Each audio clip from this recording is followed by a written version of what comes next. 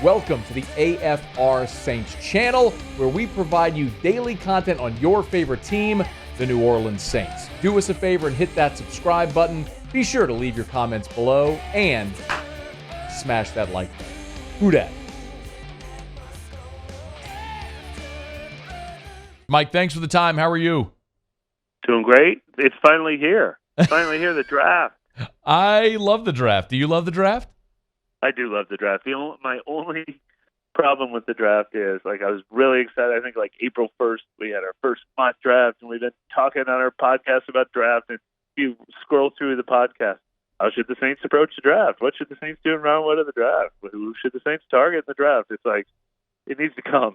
It yes. needs to get here. It's time to stop the talking. It's like Christmas music after Halloween. That is a great analogy. Okay, so my assumption is they have to take a defensive lineman at 29. Do you share that opinion? I would say 29 or 40. Or if we're telling the truth, they will trade up and do it. Mickey Loomis. Right. The only reason I might think they're not going to trade up this year is because Mickey Loomis was so just openly speaking about how they're basically going to trade up in this year's draft that it made me think he was lying, because he's a poker player, and so maybe he was doing the double bluff or whatever. But no, look, by the time they're done with their first and second round picks, at least one of them has to be on the defensive line. I think so. I think a lot of positions are actually in number for this team, but at least one of those has to be on the defensive line. So to clarify, are you okay if at 29 or 40 it's either an interior player or an edge guy, or does this have to be a defensive tackle? Yeah, tackle is my number one ranked need, and end is my number two ranked need. And there's enough interchangeability. If you get another end, if you get an edge rusher, then maybe Peyton Turner and Carl Granderson and even Cam Jordan and Tano Passignon spend a little more time inside in their NASCAR package or whatever. I mean, they need volume, depth, bodies on the defensive line because they rotate so much, and they also need to get better. They need a better pass rush. So, ideally you find that at defensive tackle, but I think there's probably a little more to choose from at defensive end, unless they hit on the one or two guys that makes a lot of sense at defensive tackle. If you said tackle end are 1-2, how would you start to list where the other big needs are in this draft? Mike, there's a lot that this team needs, but if you were to start to rank them, what's next after those obvious ones? Tackle and end are the two to me that need to help the 2023 Saints, especially tackle. But Cam Jordan getting a little older, it's on the verge of being a long-term need. But I think they need one more body for the short term. I think everything else, I'm starting to look at being 1 year away from being a screaming need. I have running back pretty high because Jamal Williams and Alvin Kamara are both going to be 28 this year, which is ancient for running backs. And the fact that Alvin Kamara is probably going to miss time with the suspension, I think that probably vaults it right into the next tier. I would think either a tight end or a wide receiver to add one more big-bodied pass catcher, little Michael Thomas insurance, an eventual replacement for Michael Thomas, and Adam Troutman heading into the last year of his deal. I think guard is fairly high on the priority list because this is probably Andrus Pete's last year with the team, and technically Cesar Ruiz is a free agent, even though I think they will probably ultimately work something out with him. Linebacker Demario Davis is in his 30s. He will eventually need to be replaced. Safety Tyrann Mathieu is in his 30s. He will eventually need to be replaced. So all those other positions I think are in play, and you could ease them into the workload now, and it'll be a big need soon after. It's interesting. You kind of described the circumstance of a team that is very old, which is what it is an old team. It is. Yes, it is. So, is it? If we look at the practicality, Mike, Mike Triplett's our guest. I always look at, okay, when you look at the way the Saints are approaching this, in particular what they did at quarterback, they are not worried about a long-term play. They are worried about winning today. Do they approach the draft? Because that's right. Everybody asks that question. So do you draft need or best available? Yeah. Need would be I'm winning today. Best available is I'm trying to build my team for the future. So in this draft in particular, how do you think the Saints approach that? Well, I mean, I guess the good news of what I just said is I just listed like 8 positions. So you can draft best available, and you're hitting a need. I mean, we actually talked about it, I think, on a recent podcast. The one question, Kevin Washington, who joins us on our pod, identified the one position you really don't need, and that's center, because you just signed Eric McCoy to an extension, and you don't want to move another center to guard after that didn't work out great in the early years for Cesar Ruiz. But I think offensive tackle is kind of a fascinating one, where I don't know how that guy gets on the field unless Trevor Penning or Ryan Ramczyk gets hurt, which is obviously a possibility. But like that is one position where you're really just drafting the best available player if you draft an offensive tackle. You don't have necessarily a plan for him. But every other one of those positions, I mean, if your best player available is a receiver, bring him on. Even if he's a cornerback or a safety, you can make room for him. If he's a guard, you could probably beat out Andrews Pete now or replace him next year. Certainly a linebacker can get on the field and replace those Caden Ellis snaps. We talked about the defensive line. A running back could help out right away. A tight end could help out right away. So I think it's pretty easy to go best player available from that standpoint. What they need is a really good draft class. I mean, that's how they've been able to sustain as long as they have.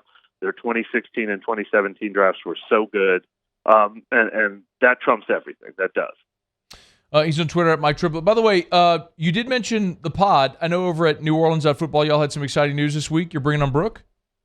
Yeah, Brooke Kirchhofer is joining us, and we're going to really, when you add in the members-only podcast that we do, it's going to be a daily format now. Sponsors are joining us. A lot of big moves over there. Just keep growing and growing. neworleans.football is the website, neworleans.football. You can catch out the pod over there with Brooke joining the guys. Whenever they... I know we started kind of with the idea of trading up, and that's just always an option for the Saints. Yeah. Do you think that... I'm trying to think about what it would cost, Mike, and obviously the question of what it would cost would be, well, how far up are you moving? So what do you think would be practical for this team if they are looking at a trade-up scenario? Yeah, I do not want... a couple things. I've always been sort of okay with their trade-up philosophy because I've covered this team for a long time, and in most of those years, only 4 or 5 members of the draft class are going to make the 53-man roster. This year, that's not necessarily true. This year, I do think you need to pull back the reins a tiny bit and be thinking long term. The other thing, though, that I've really grown to believe, and I believe this even when I thought they were one player away from a championship run when they traded up for Marcus Davenport, I don't love the idea of trading future first-round picks just because you don't know the value of a future first-round pick. You don't know if you're trading pick 28 or pick 8. Mm-hmm. And it makes it impossible to put a value on that. So I don't want to do that, and I don't really want to trade the 40th pick this year. I don't want to package 29 and 40 together for one guy. If I felt like they were one player away, if I saw that player that is definitely worth 29 and 40 together, maybe I'd feel a little different, but I don't necessarily see that. But after that, I'm okay with any move they make if they do it with conviction. If they move up to pick 20, if they move up to pick 23, if they move up to pick 18, and they use a third or a fourth rounder, I'm okay with that because I think you can get value out of the draft that way. I don't think a great draft class has to mean you got 7 good players.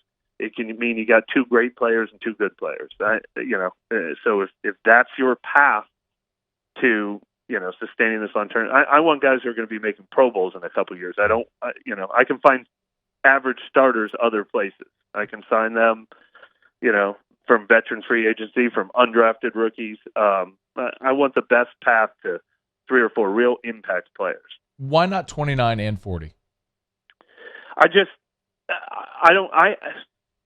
If the right player you could get for 29 and 40, I think 29 and 40 gets you to like the 15th pick or something like that. I'm not like overly excited about, who's available, even though that could be Iowa defensive end Lucas Van Ness. I'm an Iowa guy. I don't think he's worth 29 and 40 to me. I don't think any of those guys that they're talking about going in the top 5 are going to fall that far. I don't see who is so much better than having that 1-2 punch of guys this year. But in general, I don't hate the idea of using draft to maximize value, but I do like the idea of them getting 2 top 40 picks out of this draft. Of course, look, the Saints got 2 first-rounders a year ago. We saw Chris Olave have a great year. Trevor Penning Mike, maybe we make it the conversation almost like you get an extra first-rounder this year because of Trevor Penning, right? You get the extra the free first-rounder because of Sean Payton. But Trevor Penning. It's funny. This is another thing I said on the podcast one time. Depending on whether you want to rip the Saints for what they did last year or credit the Saints for what they did last year. If you hate the move they made, you said they drafted Chris Olave last year and they traded the 10th pick in this year's draft for Trevor Penning. But if you like the move they made last year, they say, well, they drafted Trevor Penning last year and they traded the 10th pick in this year's draft for Chris Olave. So just either way, though, the 2 first-rounders turned into Chris Olave and Trevor Penning. And if Penning can get his health on track and be the starting left tackle for years to come, those are 2 guys who are worth 2 first-round picks, ideally. Yeah. And history might forgive, the fact that they were flirting with disaster when it looked like they might have a top 6 or 7 or 8 pick there for a minute. It is an interesting way to look at it. Finally, when you look at the, I guess we could look at maybe like day 3 of the draft. In this, I'm looking at this draft in particular, right? Because every year, look, drafts vary and depth in drafts vary. When you've gone through and looked and talked to draft analysts about what's available in day 3 and what the Saints might be looking for, is there a position or a position where you would say in particular this draft might be strong for the Saints to take a day 3 player that could hit? It's a little tough to say day 3, but if I can combine like rounds 3 and 4, and this is true every year, but I definitely think it's true this year. That is the honey hole for running back for me. Ty J. Spears and Devon Achane and Roshan Johnson and Kendall Miller. Like, not only, and I wrote about this kind of at length, not only do I think there's good value to be had there, those guys turn into bona fide starters in the NFL. Like, that's not true of every position where you draft a guy in the 3rd or 4th round and he becomes a really good, like a true number 1 starter for your team. And so I really like the idea of addressing that position in rounds 3 or 4. All right, I lied. One more. Do they take a quarterback? They don't have to. I mean, I know they don't have to. Will they?